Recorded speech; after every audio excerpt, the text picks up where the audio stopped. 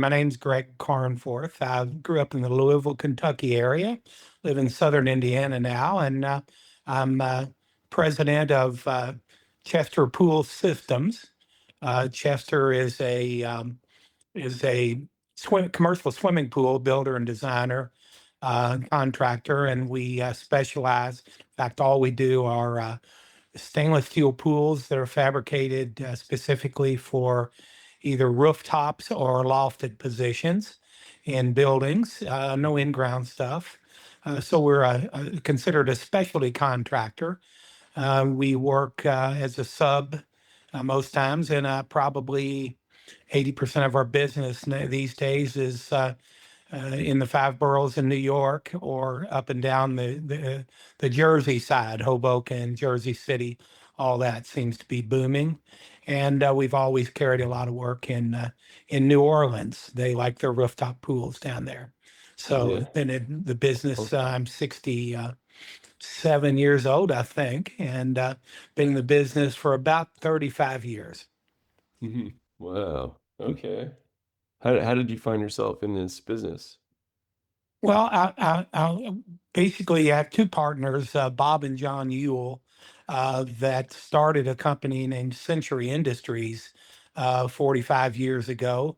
I was kicking around. I was, gosh, I guess I was 20, 21 years old.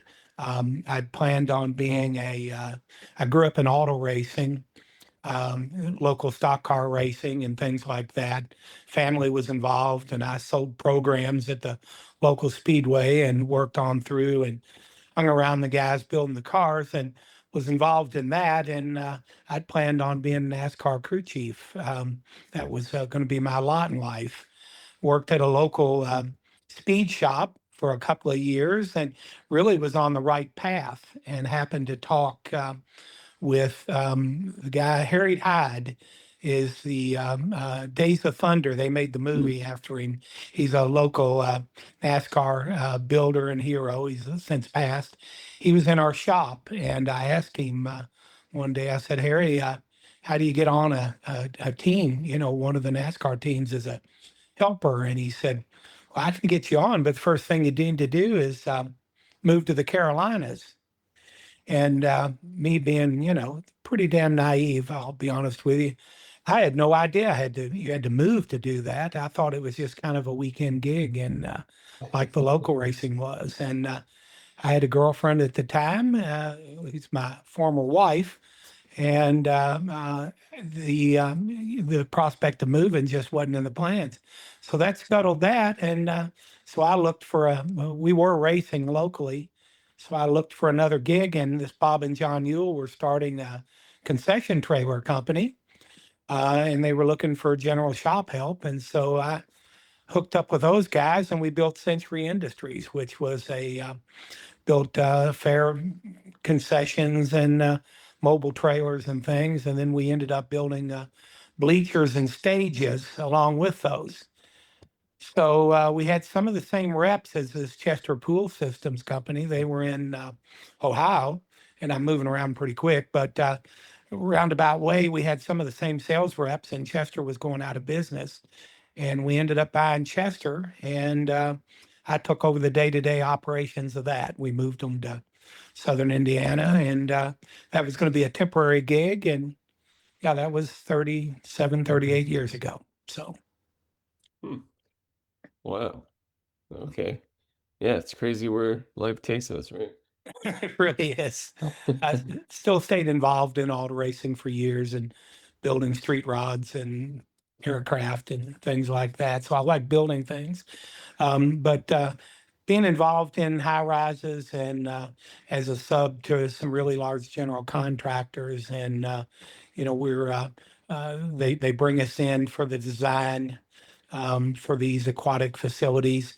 It's been fun. I really like building, but I didn't want to be in the construction business, and this lets us be involved in. It's not your everyday plumbing subcontractor. Mhm. Got it. Got it. Awesome. Awesome. So, um, Chester Pool Systems, uh, it's a metal pool. Is each one of them sort of custom for the client, or how does that work? They are. We've got some standard ways we do things. They're built out of stainless steel, and most pools are somewhere in the neighborhood of in a hotel or a condo or apartment, 20 foot by 40 foot, something like that. Or we can build them. We can ship them 16 feet wide and still be legal road width. They have to have, escort cars front and rear. You see mobile homes going down the road, and this would be similar. So they're a big welded stainless steel vessel. We either break them into a few sections or build them, like I say, if they're under 16 feet. So we've worked out a system where we can use the tower crane to hoist them, and they're a real thick stainless steel with a lot of structural components. And in fact, they're already covered with tile, and the piping's done and tested in southern Indiana. And we hoist them on the building and the job site. So there's a Wow. lot of coordination to get them from here to there, and then they have to fit once they get there, and then we bring the filtration systems and our crews. They always travel from Indiana, and yeah, we've kind of found a niche. Hmm. Wow. Okay. So they're all built in Indiana and then shipped to New York City and New Orleans? Yep, or wherever. I mean, we've done them in San Diego and a couple of years ago, and we've got projects in Denver right now, and Hmm. a number of places, Wow. Pittsburgh, quite a few in Chicago. But yeah, everything's built off-site and tested. It's so difficult to do business in a large city. You don't just park and need a couple of parts and run to the Home Depot for fittings and things. So we treat everything like a space shuttle launch and pre-build everything, uh, and test and kind of have found a sweet spot of our scope and bring it all to the job site and reassemble it. Hmm. Wow. Are do you have many competitors? Yeah, there's two large ones. There's one that took our business model and ran with it in the I guess in the 1990s, 2000s, and really did a better job scaling up. They're over in the Carolinas. They're about twice the size of us, and then there's a smaller one. But we're obviously the people to deal with. We're the fun group. Yeah.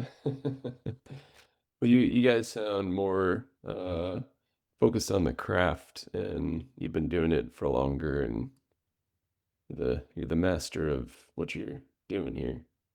Well, I think so. You know, being we're considered the South, and I think of us as the South. So, they you go into New York and you deal with developers and contractors, and you're not in Alabama, okay? It's not as friendly a place, and some of the larger contractors they'll eat a subcontractor for lunch, and but we're a specialty contractor and they're few and far between. And I think we do what we say we're going to do, or we've developed that reputation. And they treat us a little more respectfully. But you have to look at every job that like it's going to go bad. And more, it's just the logistics and contracts and insurance and all the things that go along with being a cog in a wheel of a $500 million high rise in Lower Manhattan. Is really the hard point. I mean, doctors' offices, they end up with a lot more staff than they do doctors for billings and things, and the construction industry is a lot like that as well. Um, y- you know, uh, uh, we might have 2,000 hours in a job, but you're probably in engineering, you're going to have another two or 300 in project management as well. So there's a big chunk of time and effort that's going towards not actually building anything. So that's kind of the key, is to streamline that all that you can, and keep your eye on the ball. Hmm. Got it, got it. So, I mean, you've been doing this for decades. I mean, it sounds like you were instrumental in growing to where you guys are now. How did you guys, get to this current stage of business? Well, I look back and I think we should have grown a little quicker, but we really kind of grew with just, there was a time where I thought, well, $5 million worth of business, that's all you could possibly keep track of, because if these things leak, it's all over with. And you start to grow and get more comfortable and realize, and gain some really good people, which is what's brought it on. We've got some really good staff and engineering, and gentleman that has come a long ways with us. In the plant and helping with design. And then we started bringing on project managers to kind of, really, in almost any company, the details are lost when you go from department to department. When it gets out of shipping or it gets into fabrication, those handoffs are where you have the problems. Everybody wants to own their territory, and the communication and those types of things break down. And when it's a custom business, it's hard to have a procedure or a standard for every little thing that comes up, or a drawing. So a person walking it from department to department, that kind of defines a project manager. Once we took on project managers, that really helped us scale. Without losing track of the details. I always looked at a project manager as nothing but pure cost. Again, I'm always beating on anybody who's not actually, the customer is not getting the component or whatever. The people, even sales or me, we're just cost. The customer has to pay for it, but he's not getting anything. He wants a pool. He doesn't want some hillbilly from Kentucky, but he's having to pay for me. And so you want to keep all that down to minimum. But so I kind of, looked at project management as a luxury. If everybody cooperated, you wouldn't need it. But that was really the key to scaling up. Hmm. Nice, nice. Can you talk about the decision to convert to employee ownership? Well, the two partners and they run Century Industries day to day, Bob and John Yule, and I've always run the pool company. There's common ownership. The three of us own both companies, and they're both of those guys are in their 70s, and we've talked about an exit strategy for years, and we just really never did anything about it. We didn't prepare. We didn't really have anything in mind. I guess, we always just figured we were going to work forever. And again, those guys, Bob and John, are 10 and 12 years older than I am. And I guess about 3 years ago or so, they came back from a trip and they had really enjoyed it. And they got with me and said, "Hey, you think it's time?" And I said, "Eh, sure. Let's start looking." And we found a broker, and worked through some details with them, and they evaluated the companies, both companies, Chester and Century, and came up with what they thought it was worth. We interviewed a number of people. There were a lot of investment companies that want to come in, and we really wanted to take care of the employees, and I figured I was going to need to stick around for a couple of years. At least I've gotten myself way too involved in the company, and I take care of the sales day to day, and I haven't replaced me yet. And so we talked to a number of people and really didn't find the right fit, or somebody that wanted both companies. And then we had our largest competitor contact. They'd been thinking about us, and we ran into each other. And actually, I stopped in their place, and we were just having a discussion. And I said, "Hey, really, you guys just need to buy Chester. And so we started the discussion, and it went on for about a year, but and they were great people, good to deal with, and it had been a good fit, but we just couldn't come to terms. And in the meantime, that wasn't going to do anything for Century Industries. And we'd been kicking around the ESOP. And so we explored that, and everything from tax to employee involvement. We're about a year and a half into it now, and it's been fantastic. Um, we Once we got into it and the way the ESOP typically works, the ESOP is an entity that goes out and gets a loan and buys the company. Um, we had bank loans lined up for the ESOP, and our financials were strong enough to do that. However, they wanted personal guarantees from Bob, John, and myself. So at that point, we thought, well, we'll just finance it back. Nobody was dying for a big boatload of cash of any kind, and we ended up financing it to the ESOP so that we had an added incentive to make them go. So it's been good. It's been a great attitude builder. The companies work together now better than they ever did. And I found out that there's a lot of, ESOPs work tax. They don't pay any federal income tax. So that helps with the bottom line. And we kept all the benefits. We still pay bonuses, and it's been good, really has. Hmm. Awesome, awesome. Do you anticipate that will help growth or contribute to an increase in growth, like employee morale, motivation, all that? Yeah, that's a good question. Employee morale has really helped. I think the educational part of it, of what is an ESOP, and the first reaction out of people is these days is, wait a second, what are they trying to pull?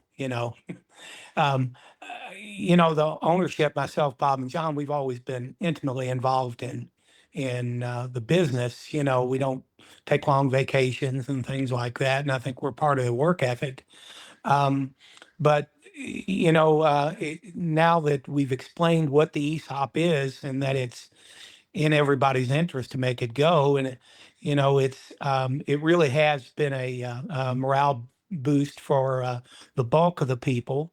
You've got some people rank and file. They'll this is just a stop on the way to something, and they don't always look at it, or they don't care to look into it. But once we start paying some dividends down the road to some people as they retire and things, it'll really take off. But as far as growth, you ask about growth.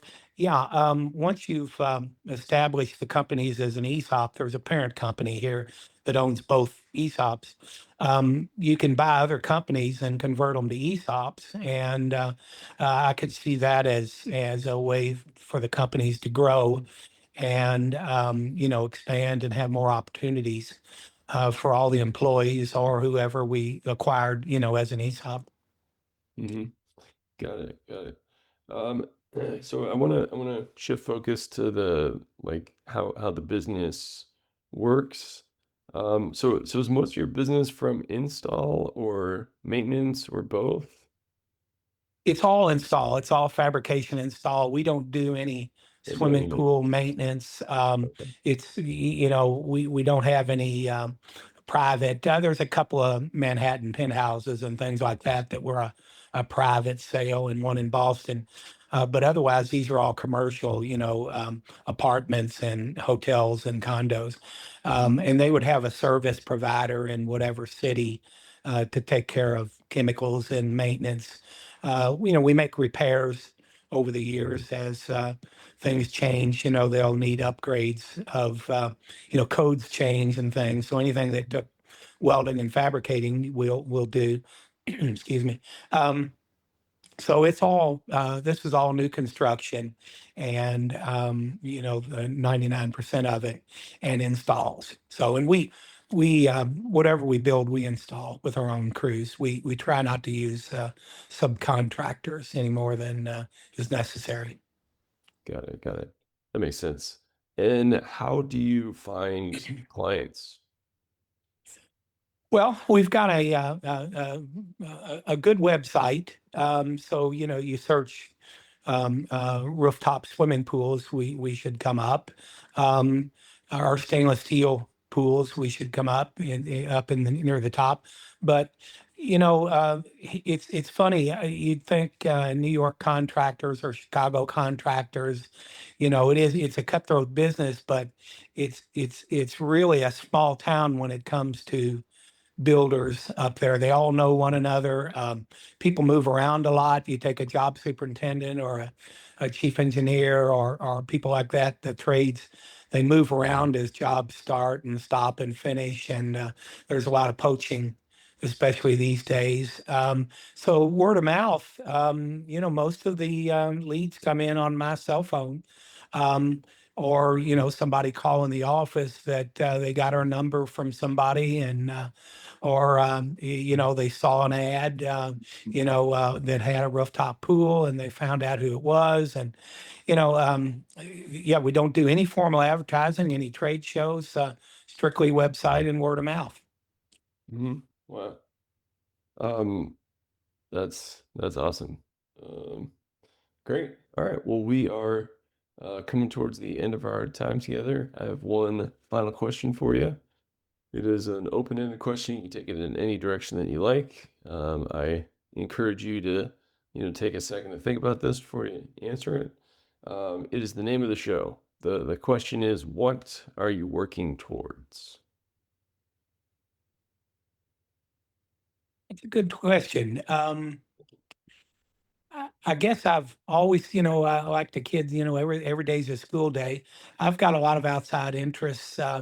Build street rods and like to fly. I'm a private pilot.